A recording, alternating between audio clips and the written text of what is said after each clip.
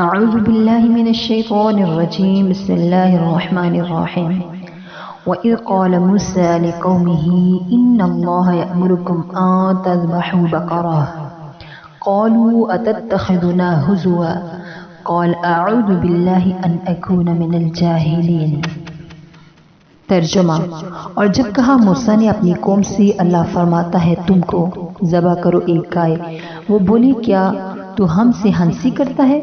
کہا پناہ خدا کی کہ ہوں میں جاہلوں میں سے۔ یہ قصہ اس طرح ہوا کہ بنی اسرائیل میں ایک خون ہو گیا تھا، جس کی وجہ سے برکات شرح مشکات میں یہ لکھی ہے کہ کسی شخص نے مقتول کی کسی لڑکی سے شادی کرنے کی درخواست کی تھی، مگر اس نے انکار کیا اور اس شخص نے اس کو قتل کر ڈالا۔ قاتل لاپتہ تھا، اس کا پتہ نہ لگتا تھا۔ عرض بنی اسرائیل نے موسیٰ علیہ السلام سے عرض کیا کہیں قاتل کا پتہ چلے۔ آپ نے بحکم خداوندی ایک بیل ذبح کرنے کا حکم دیا۔ انہوں نے حسب عادت اور اپنی جبلت کے مطابق اس میں حجتیں نکالنا شروع کی۔ یہ قصہ نزول تورات سے پہلے کا ہے اور اس سے اگلی آیت میں اس کی تفسیر انشاءاللہ آئے گی۔